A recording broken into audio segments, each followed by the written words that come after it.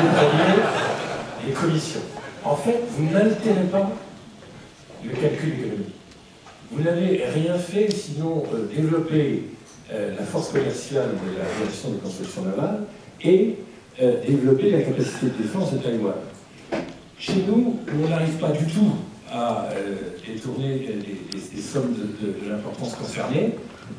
On altère le calcul économique. C'est-à-dire qu'il arrive que les gouvernants soient payés pour ne pas prendre les bonnes décisions, pour être sûr qu'ils prennent les mauvaises contre l'intérêt général, au service des intérêts particuliers, au service des intérêts des particuliers domestiques ou internationaux.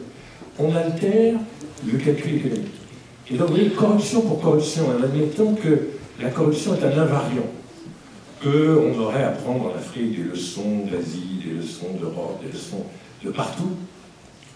En admettant que la corruption est un invariant et qu'en fin de compte, on peut avoir un fort taux de corruption et une forte croissance économique, il y en a quand même de très différentes.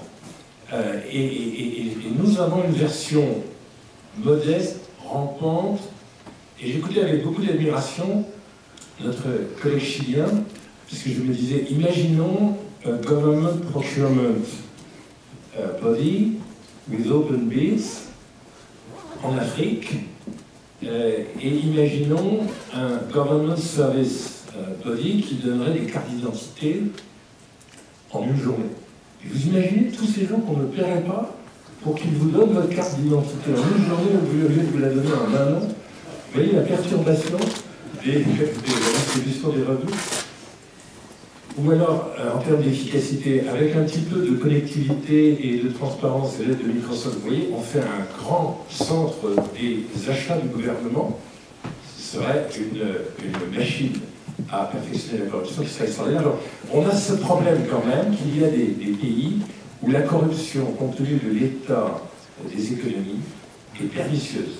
Et donc, je crois que ça, c'est un obstacle sur le thème général de la gouvernance, qui a été évoqué hier avec beaucoup de force par Mo Ibrahim. On a des besoins de progrès de gouvernance considérables. Encore une fois, on n'a pas dans les pays en développement des obstacles bien différents des autres, parce qu'encore une fois, la corruption est un invariant, mais on en a des formes pernicieuses qui vont contre l'intérêt général. Ne concluez pas que je dis qu'il y a des formes de corruption qui servent à l'intérêt général. Je ne dis pas ça. Je ne dis pas qu'il est raisonnable de rendre la corruption déductible de l'impôt sur les sociétés. Donc je ne dis pas ça. Je dis simplement qu'on peut en avoir des formes pernicieuses. Il y a une deuxième chose que je voudrais dire en dehors des progrès de gouvernance. Il y a aussi le sujet des obstacles dans certaines valeurs. Et ça aussi, c'était dit hier avec beaucoup d'autorité. Alain Minc a dit que le capitalisme, ça produit autant d'efficacité que d'inégalité. Les inégalités sont quand même, dans les pays en développement, un obstacle assez sérieux à la libération de notre potentiel. Moi, je suis toujours frappé par un paradoxe africain, et qui est un paradoxe algébrique très facile à comprendre. À l'indépendance, il y a 2,5 millions de pays noirs. Aujourd'hui, on a 10 millions. On a toujours pesé à peu près 1% du poids démographique de l'Afrique. Mais aujourd'hui, nous avons les 2 tiers de la population qui vivent au-dessus du seuil de pauvreté. C'est un des grands acquis de 50 années d'indépendance. Au moment de l'indépendance, nous avions les 2 tiers de la population qui vivaient sous le seuil de pauvreté. Et comme il y a eu cette croissance démographique très forte, sur 2,5 millions de gens, il y avait peut-être 2 millions de pauvres, mais aujourd'hui, sur 10 millions d'habitants, il y a plus de 3 millions de pauvres. Et en fait, on peut faire croître un pays, on peut faire régresser le taux de pauvreté, mais en valeur absolue, il y a de plus en plus de pauvres. Votre problème politique, c'est de gérer ce paradoxe. Parce que les gens qui votent, alors il se trouve que ce pays est devenu une démocratie comme pas mal de pays d'Afrique qui sont en train de devenir des États de droit, donc il y a des progrès de la gouvernance, et on a besoin de ces progrès de gouvernance pour les entreprises et pour les projets économiques. Mais en attendant, vous ne votez pas avec un taux de réduction de l'extrême pauvreté. Vous votez avec des électeurs. Et dans les bidonvilles, il y a 1 million de gens en plus. Dans les gens qui n'ont pas accès à l'eau potable, il y en a 1 million de plus. Quand bien même, il y a aujourd'hui 7 millions, et non pas 1, de gens qui vivent dans des conditions décentes. Et vous voyez ce paradoxe.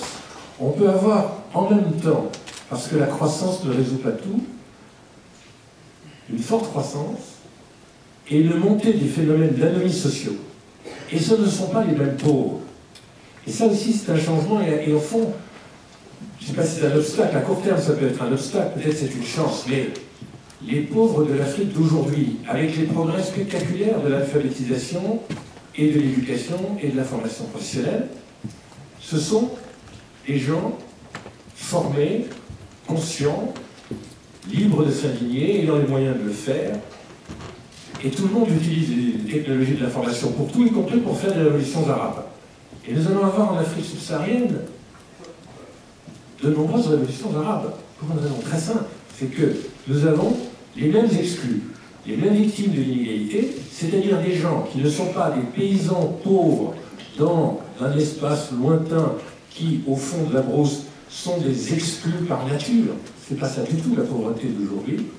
La pauvreté d'aujourd'hui, c'est une pauvreté alphabétisée de gens qui considèrent qu'on les traite dans l'indignité et qui ont tous les moyens d'en avoir le concept et d'en tirer les conséquences. Et donc, dans la réflexion qu'il faut quand même avoir sur ce nouveau monde, on ne peut pas séparer les problèmes de la création des richesses et même les problèmes de la réduction de la pauvreté, de la montée, qui est même quantitative, des formes nouvelles de pauvreté, des formes nouvelles d'exclusion et des formes nouvelles d'inégalité, qui vont donner des anomalies sociales et des troubles politiques et des obstacles particuliers et nouveaux à la croissance. Voilà une des dimensions, je crois, qui au fond, dans la gouvernance d'aujourd'hui, peut-être plus importante que le phénomène de corruption, et qui est cette transformation sociale profonde de la pauvreté, aujourd'hui facteur d'anomalie sociale.